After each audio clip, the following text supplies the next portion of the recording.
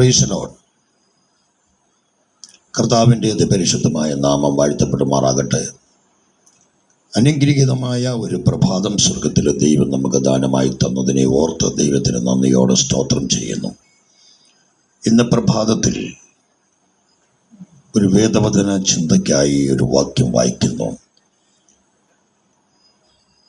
മരുഭൂമിയിൽ വിളിച്ചു പറയുന്നവൻ്റെ വാക്കാവിത്, കർത്താവിൻ്റെ വഴിയൊരുക്കുവിൻ, അവൻ്റെ പാദം നിരപ്പാക്കുവിൻ എന്നിങ്ങനെ യെശയ്യാ പ്രവാചകൻ പറഞ്ഞവൻ ഇവൻ തന്നെ. ദൈവത്തിന് മഹത്വം. ലോകരക്ഷിതാവായ യേശുക്രിസ്തുവിൻ്റെ ഈ ലോകത്തിലേക്കുള്ള ജഡപ്രവേശനത്തിന് തൊട്ടു മുമ്പ് ലോകത്തോട് വിളിച്ചു പറഞ്ഞ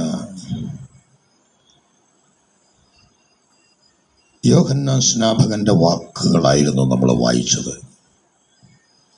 യേശുക്രിസ്തുവിൻ്റെ ശുശ്രൂഷയ്ക്കും യേശുക്രിസ്തുവിൻ്റെ ചലനങ്ങൾക്കും പ്രവൃത്തികൾക്കുമൊക്കെ തൊട്ടു മുമ്പ് യേശുവിനെ ഈ ലോകത്തിന് പരിചയപ്പെടുത്തി കൊടുക്കുവാൻ സ്വർഗത്തിലെ ദൈവം തിരഞ്ഞെടുത്ത വ്യക്തിത്വത്തിൻ്റെ ഉടമസ്ഥനായിരുന്നു യോഹന്നാൻ സ്നാപകൻ. അദ്ദേഹം സക്കറിയ പ്രവാചകന്റെയും എലിസബത്തിൻ്റെയും മകനായിരുന്നു. ഒരു പുരോഹിത കുടുംബത്തിൽ ജനിച്ചു വളർത്തപ്പെട്ട ഏക മകനായിരുന്നു യോഹന്നാൻ സ്നാപകൻ. അദ്ദേഹത്തിൻ്റെ മാതാവായിരുന്ന എലിസബത്ത് വളരെ പ്രായം ചെന്നവരും നീതിയുള്ളവരും മാതാപിതാക്കൾ വളരെ ദൈവഭക്തരുമായിരുന്നു. വളരെ ദീർഘകാലങ്ങൾ പ്രാർത്ഥിച്ച് ദൈവസന്നിധിയിൽ കണ്ണുനീരോടെ നിലവിളിച്ചതിൻ്റെയുമൊക്കെ ഫലമായി സ്വർഗത്തിലെ ദൈവം വളരെ വാർദ്ധക്യം ചെന്ന കാലയളവിൽ ദൈവം എലിസബത്തിന് ഗർഭം തുറന്ന് നൽകിയ തലമുറ. അതിന് ദൈവത്തിനൊരു ഉദ്ദേശമുണ്ടായിരുന്നു. ദൈവത്തിൻ്റെ പുത്രനായ യേശുക്രിസ്തുവിനെ ഈ ലോകത്തിന് പരിചയപ്പെടുത്തി കൊടുക്കുവാൻ, ലോകത്തിൻ്റെ രക്ഷകനായ യേശുവിനെ തൊട്ടു മുൻപിൽ ലോകത്തോട് വിളിച്ചു പറയണം, സ്വർഗത്തിലെ ദൈവത്തിൻ്റെ സന്നിധിയിലേക്ക് മനുഷ്യൻ മടങ്ങി വരണം, സ്വർഗരാജ്യം സമീപിച്ചിരിക്കുന്നു, മാനസാന്തരപ്പെടുവീനെന്ന് യോഹന്നാൻ സ്നാപകൻ വിളിച്ചു പറഞ്ഞു. അദ്ദേഹം തൻ്റെ ശുശ്രൂഷകൾ നടത്തിയത് മരുഭൂമിയിലായിരുന്നു. മരുഭൂമിയിൽ വിളിച്ചു പറയുന്നവൻ്റെ വാക്കാവിത്, കർത്താവിൻ്റെ വഴി ഒരുക്കി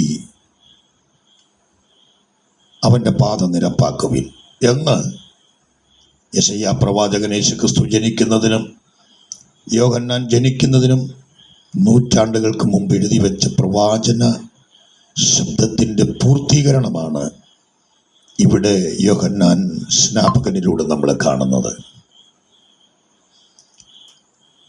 യോഹന്നാന്റെ പ്രസംഗ വിഷയമായിരുന്നു സ്വർഗരാജ്യം സമീപിച്ചിരിക്കുന്നു, മാനസാന്തരപ്പെടുവിൻ. യോഹന്നാന്റെ പ്രസംഗത്തിൻ്റെ പ്രധാന ലക്ഷ്യം മനുഷ്യൻ മാനസാന്തരപ്പെടണം. കാരണം സ്വർഗരാജ്യം സമീപിച്ചിരിക്കുന്നു. യോഹന്നാൻ സ്നാപകൻ പ്രസംഗിച്ച സുവിശേഷം സ്വർഗരാജ്യത്തിൻ്റെ സുവിശേഷമായിരുന്നു. എല്ലാവരും മാനസാന്തരപ്പെടണമെന്ന് താൻ പ്രസംഗിച്ചു. യഹൂദ്യ മരുഭൂമിയാണ് താൻ അതിനു വേണ്ടി തിരഞ്ഞെടുത്ത സ്ഥലം. വളരെ അപൂർവമായ